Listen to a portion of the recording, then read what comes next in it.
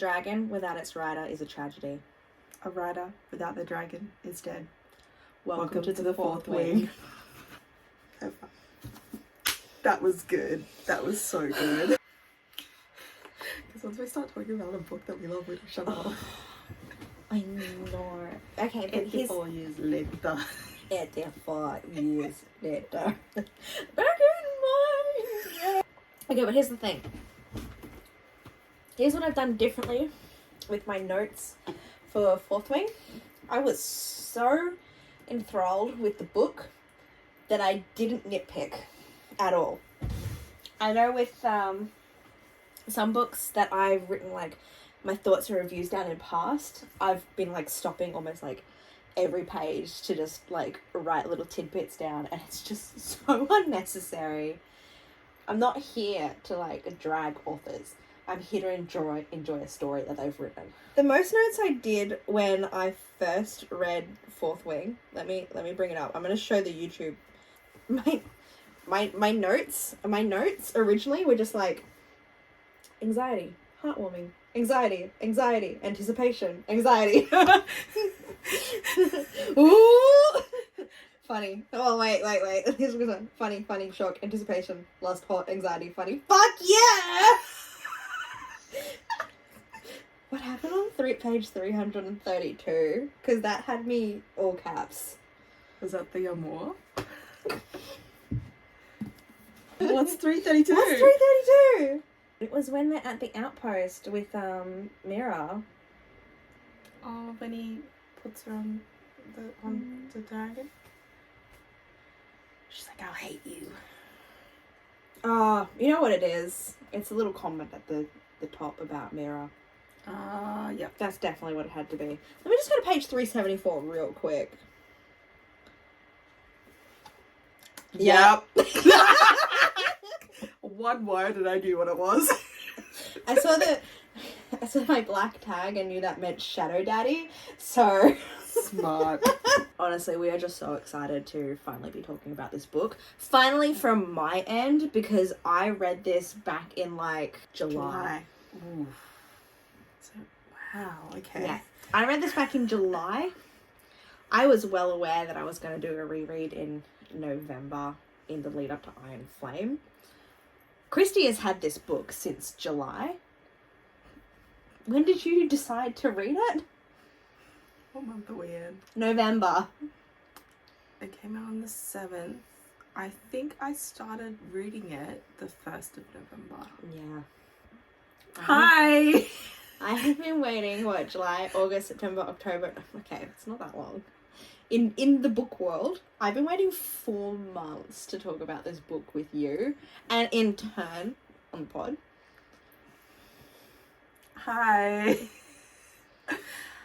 Hey, now I'm waiting on you because I've already finished Iron Flame. I know. So... Hey, look. Alright.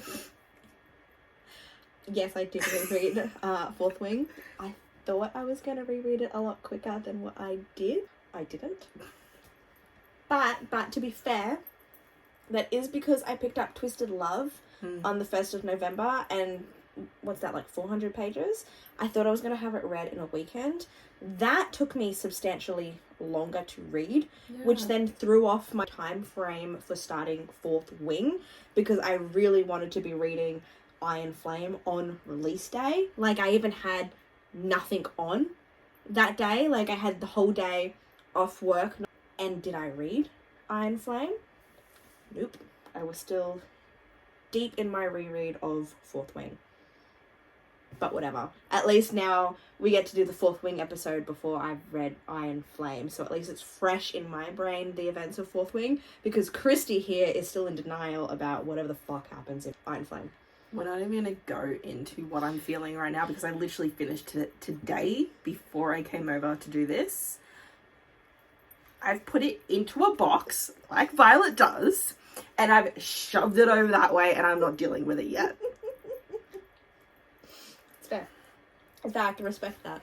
And I appreciate it, and I'm sure anybody listening appreciates. So this is going to have no spoilers for Iron Flame whatsoever. That's going to be next episode. Mm-hmm. But it's going to have all of the spoilers for Fourth Wing. 100% We are spoilers. talking about everything. Yeah, we are. That was so seedy. No. But yes. Okay, before we dive fully into this, I just want to say I love your hair. For those who watched the Twilight episode and No. how I talked about when I read Twilight for the first time as a teenager, it became a whole personality and I became Bella. This happens. I fall so in love with a character and they resonate with me. I become that character. So, hello, my name is Violet Sorrengale. Sorry, violence. Kristie here has like done her hair in Violet's coronet. Is that what it's called? Like crown braid? Crown braid. The one that Myra does for her right at the very beginning. And I tell you, she's slaying right now. It looks so good. And I'm a little bit envious because I've attempted to do my hair like this in the past. Not so successful. Mate, it still took me a long time. And it may be giving me Violet vibes, but it is also giving me the ugly stepsister from Shrek. So I'm going to take what I can get. We're just going with violence here. I choose violence today. Fuck, now we're getting ugly stepsister from Shrek. That's so rude. Rude. I even wore my little dagger I earrings. know, I love your dagger earrings so much. Dragons, a grumpy, morally grey MMC, a brutal war college, and an FMC who is determined to prove them all wrong. Sign me the fuck up! Okay, yeah, that's fairly accurate. Yeah. Yep. So, yeah. Fucking hell. We've hit the sillies. It's what time is it? It's 10:44 at night. We are on our second energy drink. A little bit passionate about this book. Just a smidge. Says the chick who has become the whole personality. And dressed in all black, might I add, as well. It was definitely a choice. So we shouldn't be surprised if, like, there's an influx of TikToks and you in corsets and all black and your hair up in a coronet. No. Amazing. Don't be surprised. So yeah, Fourth Wing has us in a chokehold. Yes. And you know what? The thing I really like about this book is that it's actually managed to captivate me back into the world of fantasy again. Same. And something that I haven't experienced since, like, S.J. Maas released her last book. Yes. Mm-hmm. And I was, like, trying to explain to my partner the reason why, like, this book and the release of Iron Flame is just so hyped up at the moment. Well, not even just that. Like, Rebecca Yarros deserves all the hype and all the celebration for the series that she's in the progress of writing. But it's been a while since we had a new S.J. Maas book. And obviously, Sarah is releasing books, like, once a year, as most authors do when it comes to writing series. The fact that, you know, we discovered Fourth Wing this year and have only had to wait, like, a handful of months before book 2 was released, it's just giving me all the dopamine hits. Same. It's hitting everything that I need, and the fact that it is a new adult fantasy. It's not just a YA fantasy. It's literally a new adult fantasy. Like, these sex scenes in this book are well done. The main female character, like, let's tick some boxes here. She's not a virgin. They don't talk about her past, but clearly she's done this before. Like, there is, what's the word I'm looking for? It's a slow burn, right? But it doesn't feel like a slow burn. You know how we shipped the Darkling and Elena so much? Yeah. And then it just didn't happen? Yeah. This happened. Yup. Yup. Yes, it motherfucking did. Okay. We're already getting on so many tangents. So yes, clearly you guys can tell we already love this book. I gave it 5 out of 5 for my review. I had to kind of take a step back and make sure I wasn't giving it 5 out of 5 simply because of the hype surrounding it. But having recently reread it, I felt all the emotions all over again. I felt like the banter and found myself laughing, even though I'd read the book once before. The spicy scenes, I felt myself getting a little bit flustered over. The anxiety in, like, the final fight scenes, and, like, I knew what was happening at the end, and I still cried. Like, my eyes still, like, welled up with tears. And I'm just like, if I feel like I'm expected to cry because people told me, oh, you're going to cry at the end, my stubborn emotions are normally just like, oh, I'm not going to cry. What does this mean? I'm meant to cry in this scene. You still cried? I was like a baby. Good. So you should, because I am still not over that. So, to recap on what exactly Fourth Wing is, it's basically set at Bascaith. How do you pronounce that? Bascaith? Bascath? Bascath? I don't know. Here's the problem with reading books. You never say the funny fantasy made up names out loud until you're saying it out loud for the first time.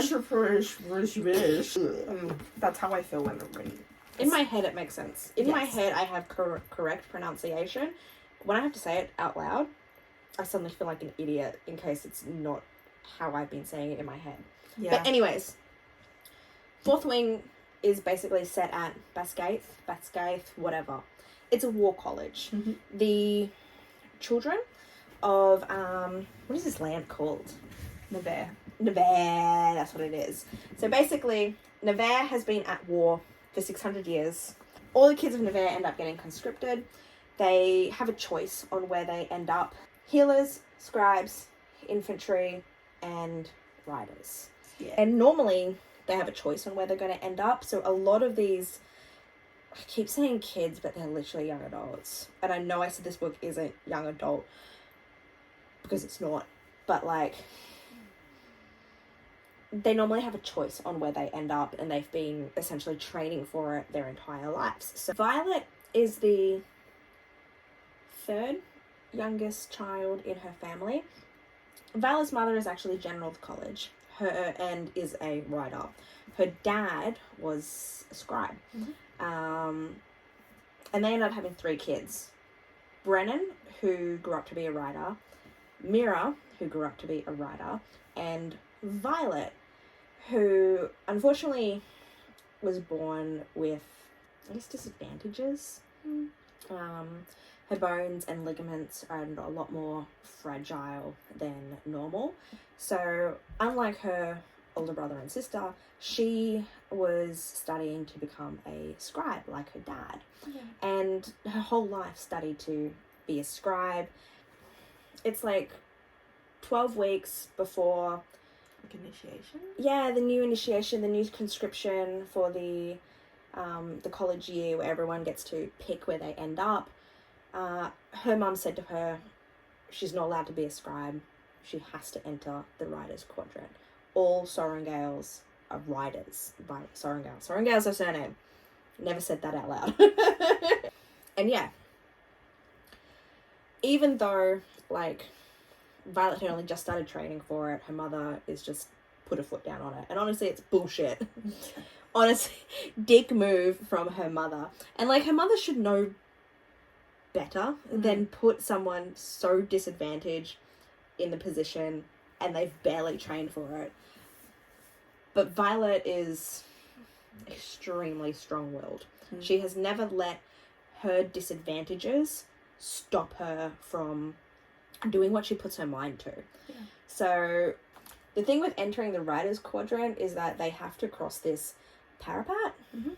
You have to walk across it. A lot of people die. So many people die. It's not for the faint of heart. 20% fall off or something like that. And if you can't do it, you can't be a rider. Exactly. It's like test 1 on getting to the Riders' Quadrant, and like part of their initiation, I guess. Weeding out. Yeah, weeding out the weaklings. Yeah. And that's the tamest of the things they have to do.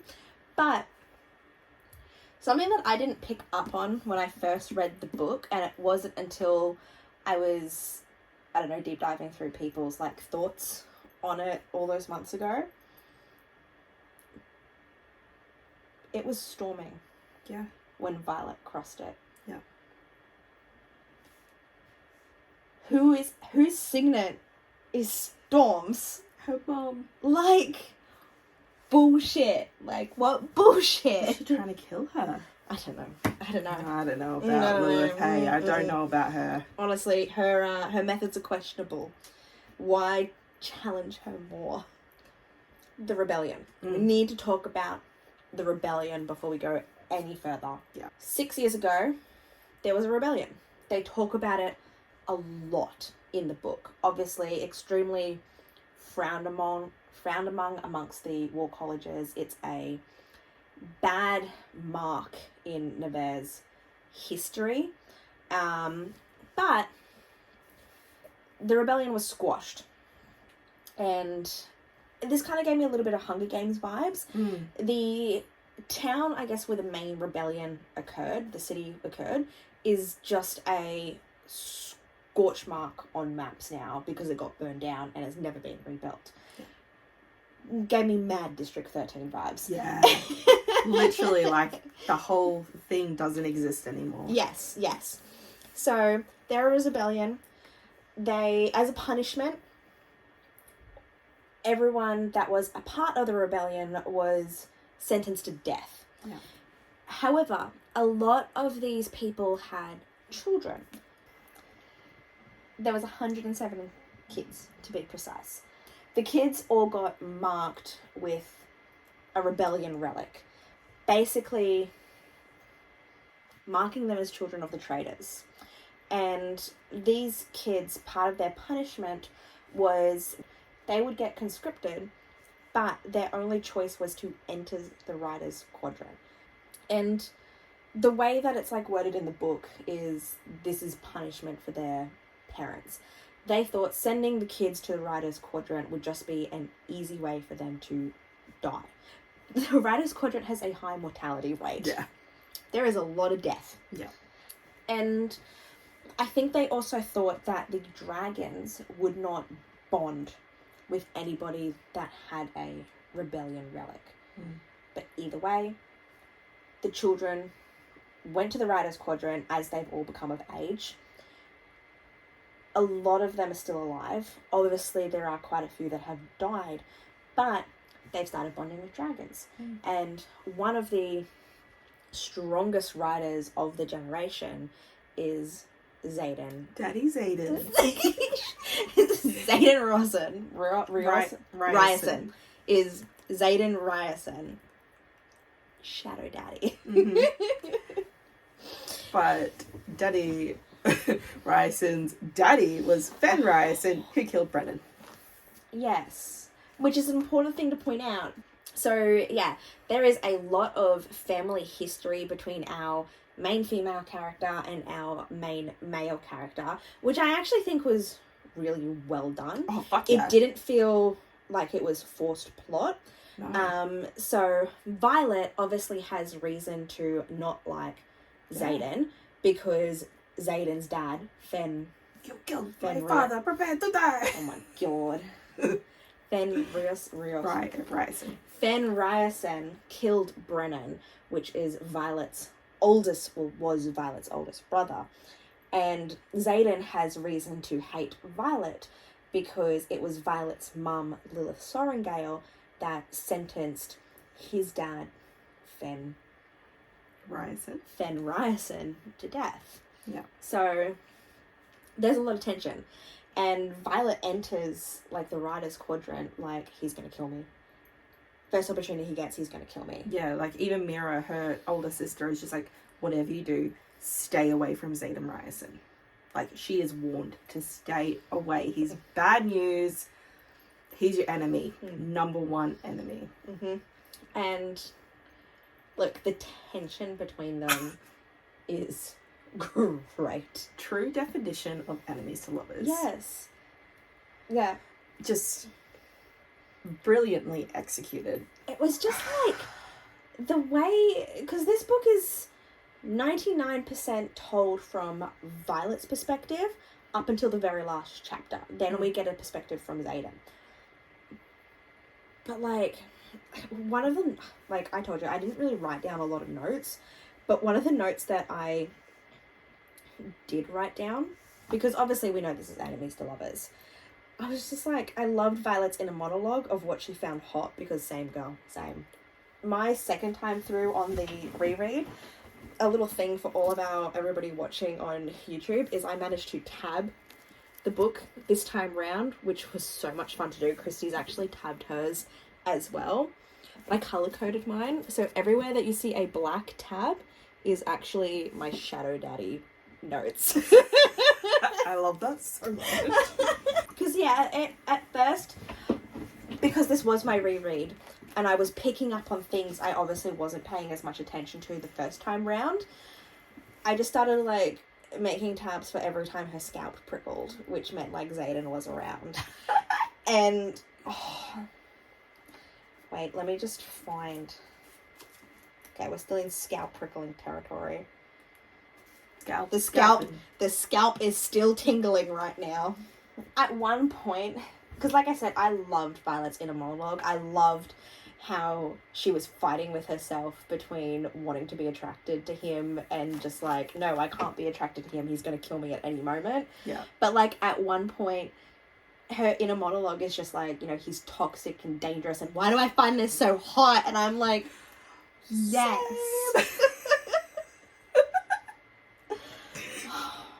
So yes, this book made me feel things.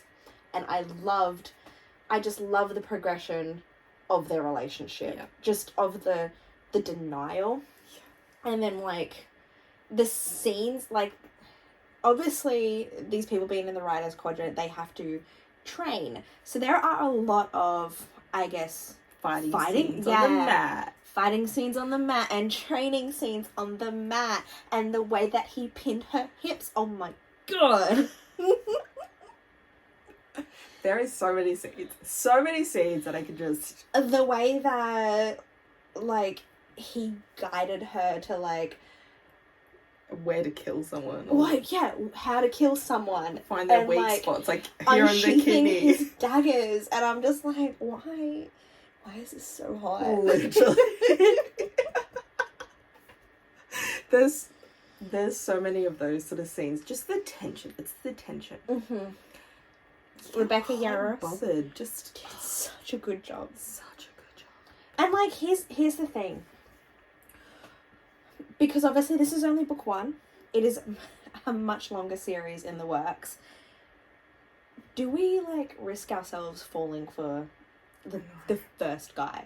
Because obviously look, it's because of the trauma of SJM. We can't just think that. It's only SJM that does it. Because some people have argued, yes, this is an enemies to lovers, but what if this is like a redemption one and she's meant to end up with Dane? I'm like, what if it's a lovers to enemies? No. That's where I'm heading. And no, it's not gonna be fucking Dane. Dane's gross. Dane's out. Hate Dane. We hate Dane. I hated him from the start. Dane was Violet's childhood best friend. She thought she was in love with him. Oh, yeah. Sad. But you know what I really enjoyed? Okay, firstly, we have to talk about how shit of a person Dane is. Because... Shit, garbage. He's a Tamlin. Trash. Literally. But he was someone that saw Violet in the writer's quadrant, realised she was forced to become a writer, and was like, spent half the book going, I must get you out of here. Yeah, the scribes will still you're take too you. Fragile. You can't do this. You'll never make it. You'll constantly die. putting her down, like, you can't be here. I can't watch you die. Fuck off, bitch.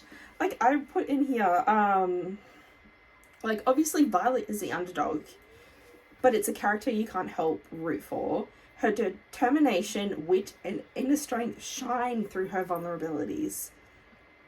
Like, she's fucking strong as fuck. Her determination throughout the whole series is mind-boggling. Look, and like, here's the thing that I wrote down about Dane. Overprotective, manipulative, arsehole. Yeah. I don't I don't want a redemption Dane arc. the Stain. Ooh.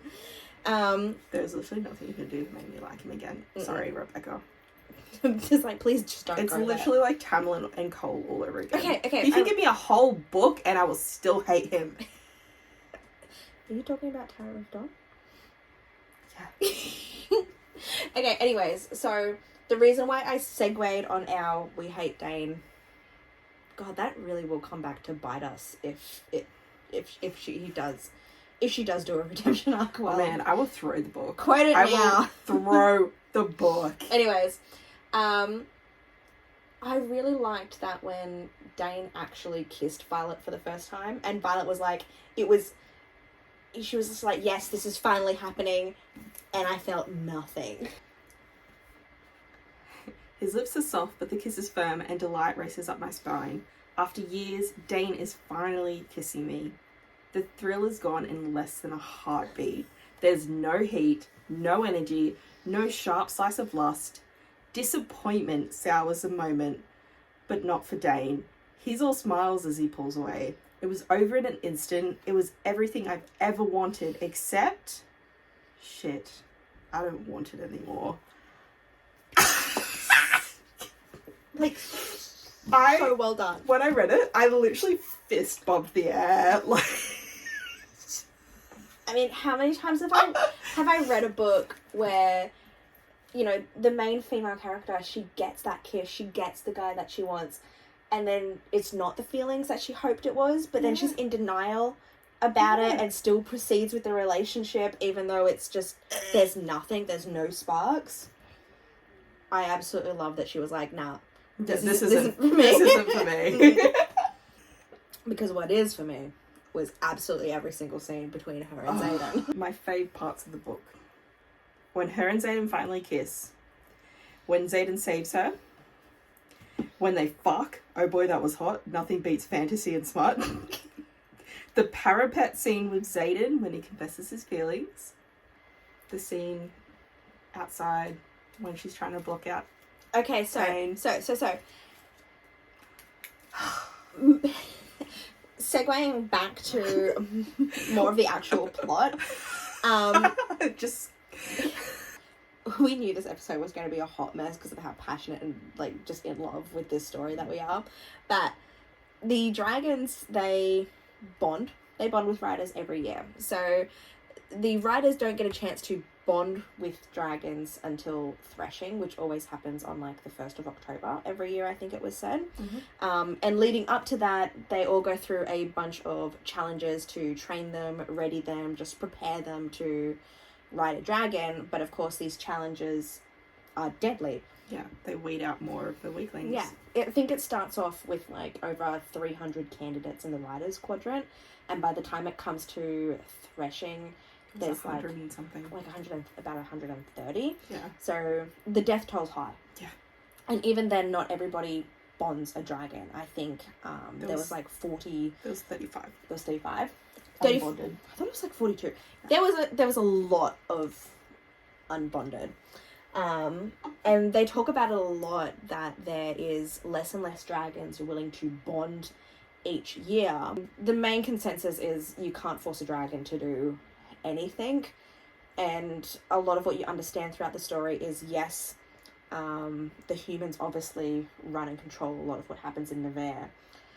The dragons, however, need the humans to bond with to help protect the wards around around the Vale, around their home. So yes, the dragons need the humans and the humans need the dragons, and it forms like this weird alliance between them. But at the same time, the humans can't force a dragon to do anything. It's a fucking dragon. They can just incinerate Yes, you. You piss me off. Literally. But the leaders of, I guess, the war and everything like to believe that they have some form of say and control over them. Idiots. You're a puny human. Anyways, threshing comes along. Violet obviously is amongst those willing to bond with dragons. She's formed enemies along the way, and as it turns out, she overhears some of them talking about how they're trying to kill one of the dragons at threshing simply because it is smaller than the rest of them, and they see it as weak. They see it as it's their right to eliminate it from the world because, well, that's what we do amongst the War College training to be writers. You know, all these tests weed out the weak. So why shouldn't we do the same with the dragon? It's stupid. It's so delusional. Jack Barlow is a piece of shit. Mm-hmm. Mm-hmm. And a coward. Oh, yes. Putting it out there now. He's a coward. So, anyways, Violet overhears this. She actually intercepts them right before they find the little golden dragon. Later turns out is actually a baby dragon. And it's literally her versus 3. And she's like, doesn't matter if I hear, like, I'm going to protect this dragon no matter what.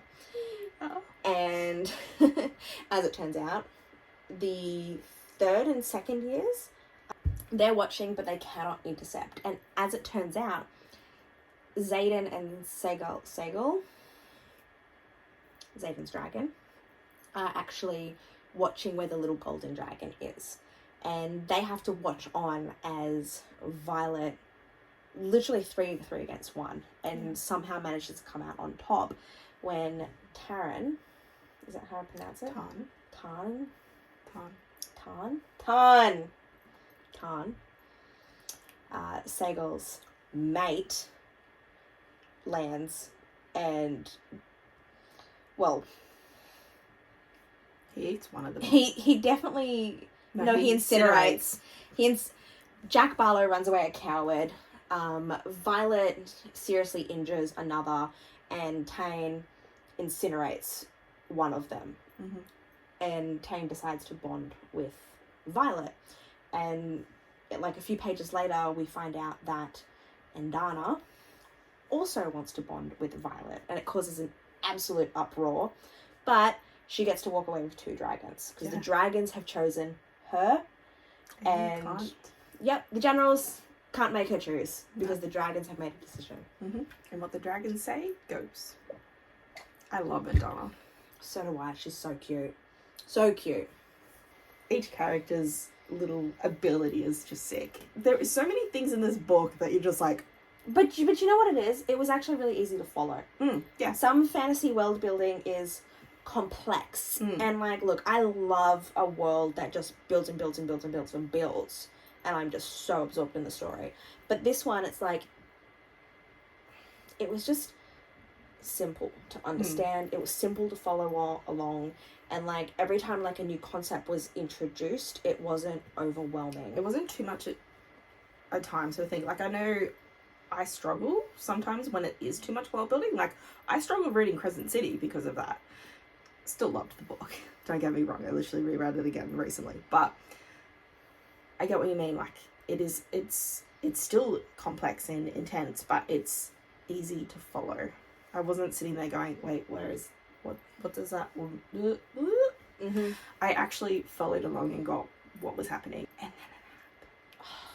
so yeah, Violet gets lightning wielding, and she gets her powers like in the most cool way. Do you want to say it? She kills Jack Barlow. Like literally. Like strikes him, smites him like God. It's part of the War Games. They're in this battle. Like, Jack Barlow has just run Liam through with a knife. Liam, might I add, is... We love Liam. He's so wholesome. And we will get to that. But Jack Barlow stabs Liam with his sword, falling to his death. And Dana stops time. Like, Violet is able to stop time through Endana, which I'm sure we'll find more about in the second book. Yeah, Kristie's nodding, so that's a yes. But anyways, it's such a cool scene. Like, and Dana allows Violet to stop time so that she can get to Liam in time, and Violet hasn't killed anyone up at this point, which is unusual for a cadet. So Violet's fucking pissed off, and she's pissed off at Jack Barlow, this guy that has constantly had a target against her. Literally, from day one. Day one, on the parapet. You're mine, I'm gonna kill you. Simply because, like, she was in line before him. Yeah. He's crazy. Psycho.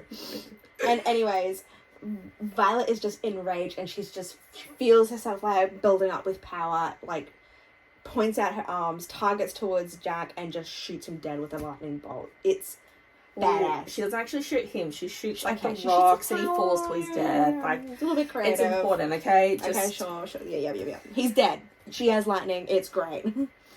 And Zayden's just like, oh yeah, I said suspicions. I thought you might have lightning abilities. Don't be suspicious. Because when they kissed for the first time, like there was a lightning bolt. There was a lightning bolt, and it was just like, ooh, how did I not pick up on this the first time around? So many like little crumbs for everything. Even like leading up into Iron Flame, like little crumbs. Let's just say that. But yeah, so and brilliant. This is like fuck all. Like we need to actually get to the rest of the like. There is so much we still haven't spoken about. So much that happens, but anyway, all of that happens. There's so many things that happened in between that I just want to discuss, but we've already been recording for an hour. We did. So some important things, I guess, are okay. So with the whole war, yes, all of the riders and like anyone from Basgarth is essentially at war with the Griffin and the Griffin riders. The bad people, you know, they're ransacking all these places and nobody knows why. This is what history has told them are the bad people. Yeah, for so many years, they're bad. All of the children with the relics, part of the rebellion, like their parents were part of the rebellion, blah, blah, blah. Xaden is a leader of them. He took them all under his wing. He made a deal that he would be responsible for all 107. Essentially, him and all of them have been meeting up in secret, which they're not allowed to do in more than 3, and smuggling weapons out of the Griffin Riders. Yeah, to the Griffin Riders. The Flyers, they're called. War Games is essentially acting out war. They get split up. Xaden takes his team. But before they leave, Dana's just like, no, Violet's not going with you. She's going with my team. You're going to get her killed, Xaden. Yeah, and Xaden's just like, no, she's coming with me. Like, it's just a big She has to stay contest. with me because Xaden and Violet's dragons are mated pairs. And mated pairs can't be separated for long periods of time. Because Tarn and Sagal are mated pairs, if Tarn dies, Sagal dies. And if Sagal dies, Xaden dies. So essentially what this means is if Violet dies, it sets off a chain of events that could lead to Xaden's death. Hence why Xaden is so overprotective of Violet, but not even... He's not really overprotective. That's Dane. Okay. Dane is the overprotective one that just wants to cocoon her in bubble wrap. Xaden is at least strengthening her, training her, putting her in a position where she can fend for herself. Yeah. And, you know, definition of her nickname, violence. But anyway, okay, sorry. Dane's power, his signet, is classified. Violet knows what it is. He can access your memories by touch. If he grabs your head, he sees everything. Before they leave, he grabs Violet's head. Like, don't leave. Don't leave me. Like, literally cradles her face. The number in there are fluorescent orange tabs in here. Holy fuck, I seem crazy doing this. Okay, but the fluorescent orange tabs, every single time Dane touched her. Fuck, son. Yeah, fuck. Okay. But I should point out, it was just any time he touched her. Yeah. Because, like, I wasn't sure to what strength his ability was. It's described as when he touches their foreheads. But I'm just like, is that just what he told Violet? Or is it literally any kind of skin to skin? Let's not get into theories right now. But anyway, he does that. She doesn't think anything of it. Nobody does until later on. They go off. They go to Athman. The way I remember how to say Athman, I saw someone on TikTok say that it's like saying Aspen with a lisp. Wow.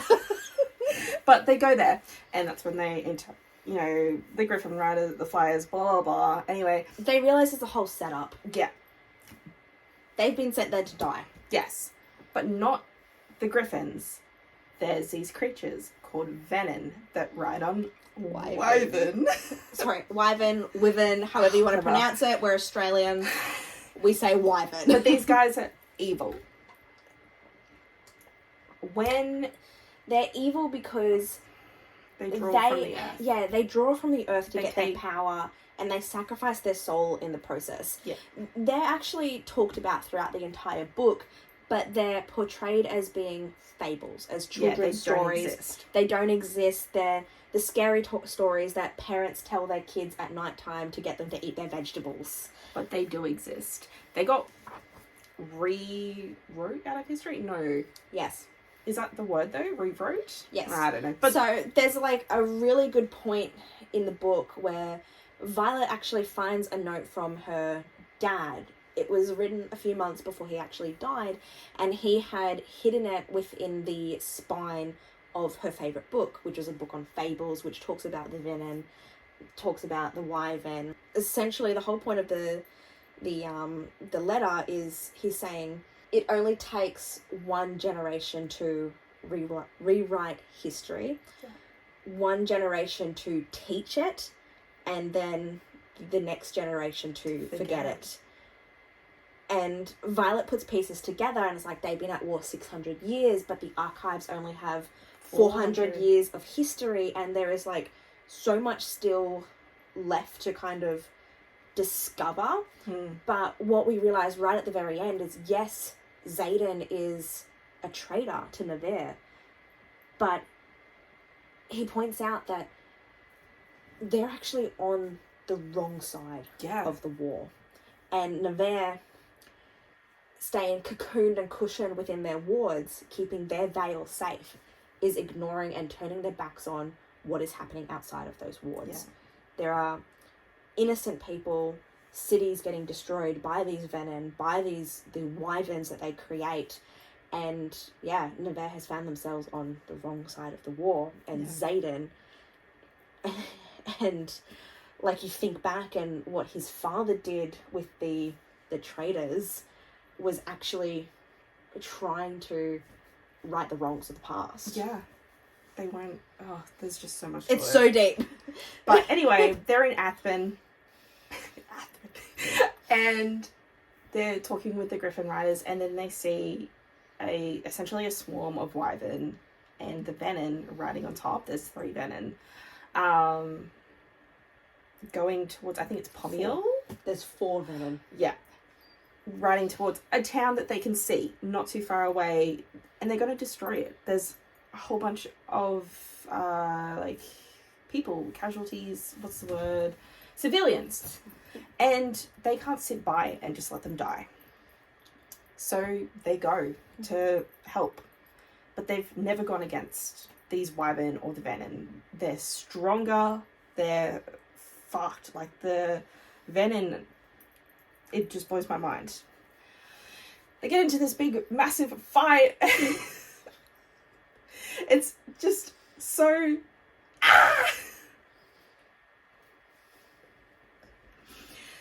But look, before the battle, Xaden and his team are essentially given the challenge. Their challenge of Wargame is to either fly to the next outpost where they will find their actual prompt, and then they know that those kids are on Nevere's side, or stay and fight and die. Yeah. And they can't turn their back on the civilians. No. Exactly what you said. They can't turn their back on the civilians. Yeah. And these are just, their first years, their second years, their third years. Some of them have never actually seen battle. Yeah. Violet's a brand new little baby, essentially. Mm-hmm. Same with Liam. And they all decide that this is what they train for. They're riders. Yeah, they'll go down swinging. Mm-hmm. And so they do. They get into this massive fight. There's so many things that happen. It's an awesome scene. Absolutely awesome. Very well done. Like, my anxiety was just on edge the entire time. And I know Kristie is going to hate me for saying this, but I absolutely loved that the dead stayed dead. I get it. I completely get it. The amount of times you've read a book and they've died and you felt all these emotions and you've been so distraught and then they've just come back to life. No, this did not happen. No. Our favourite character, Liam, dies and he does not come back. I fucking sobbed. Tears. I have not been that sad since Sam Cortland. This is exactly my point, though. How long has it been since we read a book where a character's death actually shocked us, and mainly because they actually stayed dead? Yeah. So as sad as it was, tears, heartbroken. I was sad. Character development, blah, blah, blah. But I'm still distraught, okay? Yes. It was fucking rough because, what was his dragon's name? Dej. Or Deeg. Deeg, I don't know. I think I read it as Day or something like that. Yeah, it's got a G in it. I think it's a Deej. He essentially gets taken out by a wyvern, and once a dragon dies, the rider dies too. And Violet takes Liam to take so he can be together when he dies. And he tells her to take care of his sister, and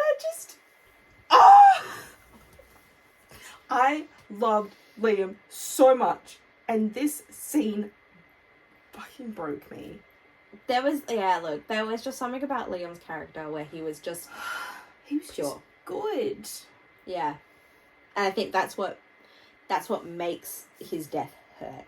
His character was placed there to hurt us. Literally. Thanks, Rebecca. But yeah, anyways, Liam, before he dies, whispers something to Violet, and she puts what he was saying together with everything that she's observed through this battle, and realizes that it's the opposite for the wyverns and the venom. With the riders, if a dragon dies, the rider dies. With the venom, if the venom die, all the wyverns that they have created, they die. Liam figured it out, tells Violet this. Violet realizes what he was trying to say as he was dying, and she essentially wipes out the remaining venom, and she unleashes. One gets away though, the sage, the leader of them, but she just unleashes. But she ends up going down. I think she gets stabbed. Yeah, and the dagger actually is poisoned. Yeah, and Xaden and the survivors are left with a choice. Take her back to Batscaith, but they may not make it there on time to get to the healer that's there. Otherwise, they're kind of hinting at going somewhere else instead. And this is kind of where the book does flick over to Xaden's perspective. Because Violet's out of it. She's dying. She's unconscious for 3 days or something at this point. And anyways, when Violet wakes up, she doesn't have all of her memories completely, but it doesn't take her long for her memories to come back to her. And we realise that Xaden has taken Violet to Arisha. Yeah, which isn't meant to exist. This is the place that got wiped out. This was his homeland. But it's being rebuilt. This is where the rebellion was. And it's being rebuilt. And they've kept this rebuilding just off the radar. Yeah, they've kept it secret this whole time. And the healer. The mender, not the healer. The mender. Sorry, I keep saying healer. The mender that Xaden took Violet to ends up being none other than her brother, Brennan. There was a point in here that I did pick up on, because Tarn's old rider was a mender, and he died when he channeled too much energy from Tarn to attempt to bring Brennan back to life. But what I've because I haven't read the next book, which clearly is going to have the full explanation. I'm not looking at you. I'm not giving away anything. Which is clearly going to have the full explanation. I'm trying to be good. But this is just what I get from putting that with that together. And I just think it's a whole big coincidence that it ends up being Violet he bonds with. But We'll see. Anyway, Brennan's alive! Can I just say, though, I ruined that for me. Okay. All thanks to Liam, my partner. I remember bringing out Fourth Ring and I started reading it. The first day I started reading it. You remember what happened. Oh, yeah. And he's just, comes out into the room and he's just like, well, that book is huge. Like, you're going to read that? How many pages is that? And I was just like, well, let me check. And I skipped to the the last page. And I'm like, oh, it's page 498. Brennan just grins and opened his arms. Welcome to the revolution, Violet. I was like, only a couple of chapters in. Only a couple chapters in, but you already know that he's dead. Or he's meant to be dead. But yeah, look. I cannot wait to pick up Iron Flame. I cannot wait to talk about it. It is killing me. But do you have any what you want to know more? Like what you're ready to see in the next book? Okay, so before I say that, this book gave me huge Red Queen vibes. And I'm not going to say why it gave me Red Queen vibes because I know you haven't. I haven't finished, but I did read 1 and 2. Oh, okay. Well then,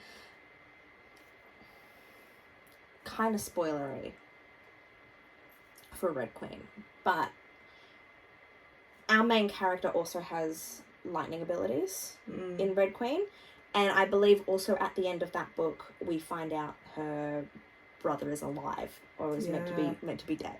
So this book did give me huge Red Queen vibes because I've read something similar in the past. I still loved Red Queen for what it was, and I haven't finished that series yet, but I've just been slowly collecting the books throughout the way as I come along them, so it is on my list to actually reread and finish. I'm kind of hoping that book 2 doesn't feel like a filler book.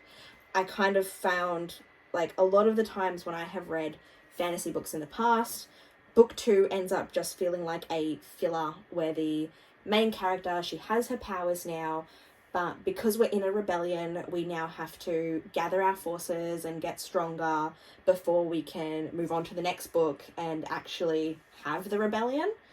So I have a feeling a lot of book 2 is going to have to do with, well, Violet still trying to control her powers. I believe, look, Andana doesn't have her ability to stop time anymore at the end of this book. And she's also described as having grown a lot bigger since that final battle as well, when Violet channeled the time-stopping abilities. So I'm kind of unsure on where it's going to go with Andana and what ability she's going to be able to channel towards Violet. But then, like, at the same time, it's not like the dragon has any control on what those powers are going to be. So, I don't know. I don't really have any theories for Andana right now. I just fucking love her, and I can't wait to read more about her, especially, like, her sassy teenage years. Yes. Adolescent Andana is just brilliant. I don't know. I feel like they're going to end up back at Bascaith at one stage. I don't know. That's what I thought too. Yeah, I feel like they're going to end up back at Bascaith at one stage. Like, Liam's little sister is meant to enter Bascaith, and it was like his dying wish that she looked after him. Look after her. So I feel like even if that's the only reason why they end up back there, but then also Violet still has ties and friendships with the rest of, well, not like the rest of her entire year, but the people she trained alongside. Her squad, yeah. So I don't believe they're going to go back to back. Obviously, like, all the kids with the rebellion relics can't go back. Maybe there's a chance for Violet to be the insider, but then at the same time, what kind of a position is that going to put her in, especially with Dane and, like, someone who's able to just, like, tap into her memories. So, I don't know. I think she'll end up back at Bascaith. I think it's going to be more secretive than try and, like, tell a fib as to how she got back there. But I see it staying more at, where are they now? Arisha. I think we'll learn more about the Griffin Riders as well. Maybe we'll spend some time outside the wards. But yeah, that's like my main thoughts. Mine was like similar. I thought they would all go back to the college. I thought like maybe either they would be put on trial essentially, or I thought they would pretend that nothing happened, like all of the like the general and stuff, because they can't see them, and they also can't hint at what actually happened because it would cause panic. Like Venom doesn't exist. Blah blah blah. That's it. Well, that's the thing. Is like all the higher ups of Nevere obviously know the Venom exists, and they've just been keeping this secret and under wraps. So yeah. I also put what I want to happen next. Like from Fourth Wing. This is what I wrote. Okay. So I wanted to know who gave Xaden the marks on his back, the 107 marks. I also wanted to know how Xaden went her back, because at the end she fucking hates him. Yes, that was something I realized as soon as I stopped talking about it. Like, I'm thinking about plot without even realizing, like, at the end that Violet essentially does not trust Xaden anymore. So yeah, look, I see them getting back together as well. I don't think book 2 is going to introduce another male or another love interest. I'm not kidding you anything. I know. I'm just gonna go like this. Because I want the two of them back together. But of course, it's not going to be instantaneous. It's going to be slow. I feel like there's going to be a lot. But I want to know how Brennan survived. Like what actually happened. I also put, can he bring Liam back? ? I obviously wanted to know why the Venom are the way they are, why they want to kill and destroy.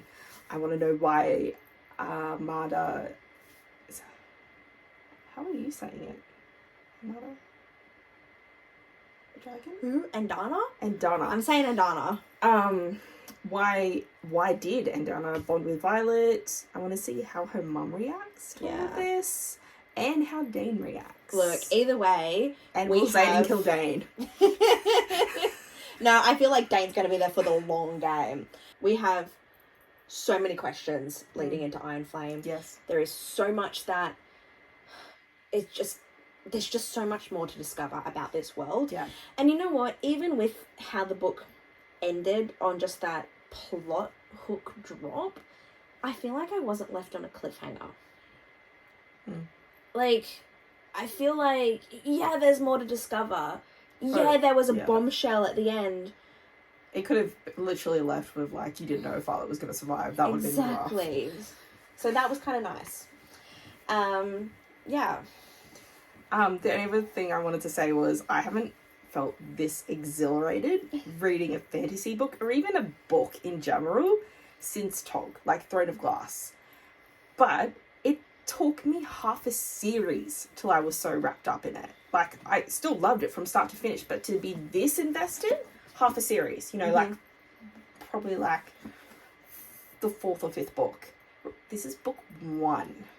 Okay. I'm gonna argue with you on that one. No, I was hooked with Throne of Glass from book 1. But like this feeling, my girl. This feeling though, like this exhilaration, I was feeling like Queen of Shadows.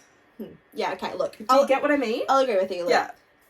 This book was captivating. Yeah. Absolutely captivating. I loved that, Violet had her flaws, but she didn't let herself be determined by those flaws. She was a character that was portrayed as just being weak and helpless, but the character development through that, she pushed past her weaknesses and turned into an absolute sassy, badass bitch. Queen.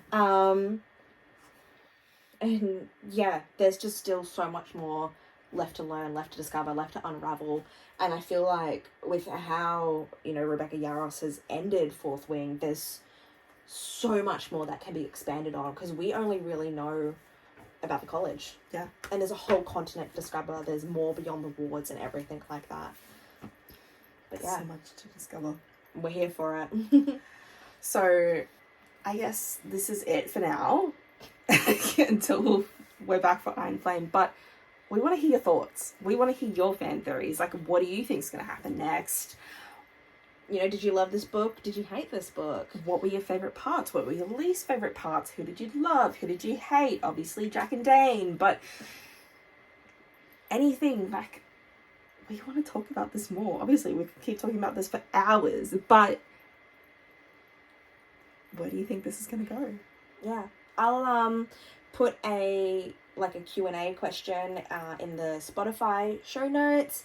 Otherwise, you can always comment on our YouTube or reach out to us on Instagram. We're here to have those conversations. Yeah, even TikTok. Like, let's go. Let's chat about it. Let's chat about this phenomenal book. That's it. We're here to make book friends. But yeah, I guess that's it for now, and we'll talk to you guys next week after I've read Iron Flame. Yeah. Thanks for listening, and we'll talk to you guys soon. Bye. Bye.